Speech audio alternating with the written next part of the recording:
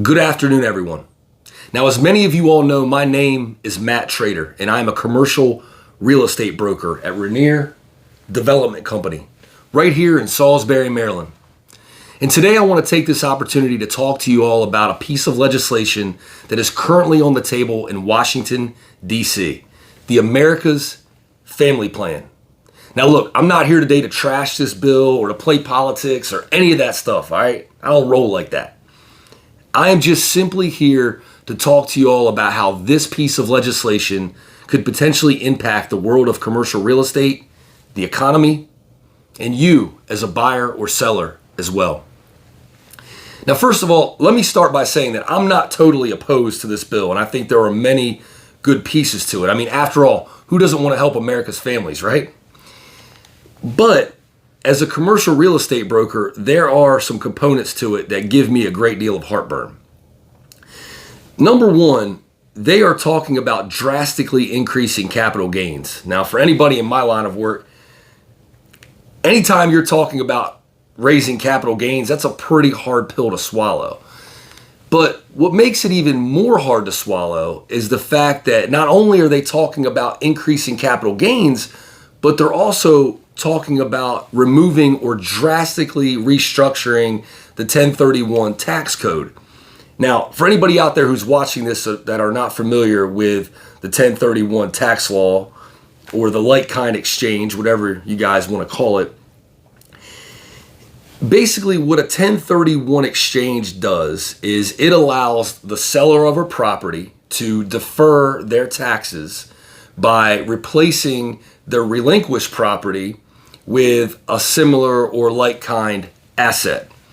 And the 1031 exchange very much helps our industry go around. I mean, so many of the deals that we do year after year are predicated on that law. It really keeps things moving.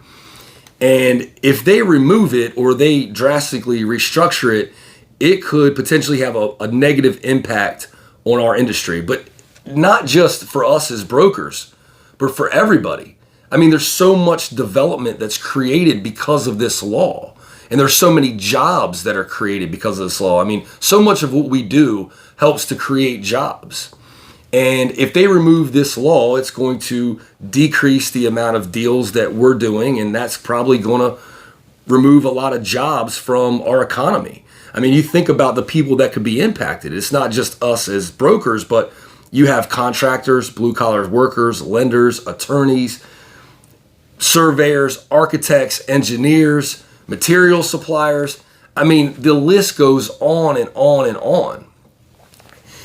But you know, it's not just the jobs that we're potentially going to lose, but I also think, or I surmise, that they're probably going to see a reverse of what they're actually trying to accomplish, which is to generate more tax revenue. Because if you remove this law, you're essentially going to be doing less deals, and less deals are going to result in less taxes collected.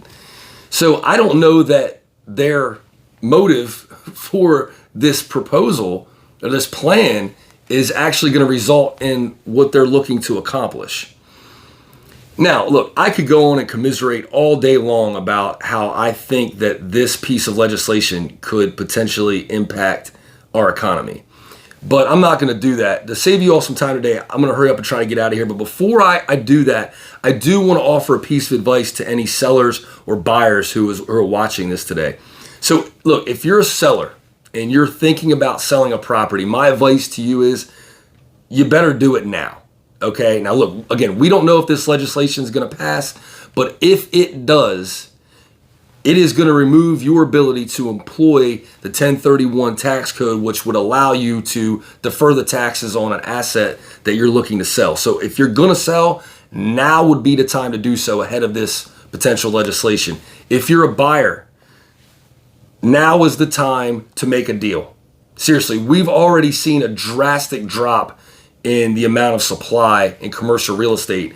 And if this law goes in effect, you're going to see a lot less people willing to sell their properties, which is going to affect supply even more. So if you're going to do a deal, now's the time to do so. Again, I'm not sure this legislation passes.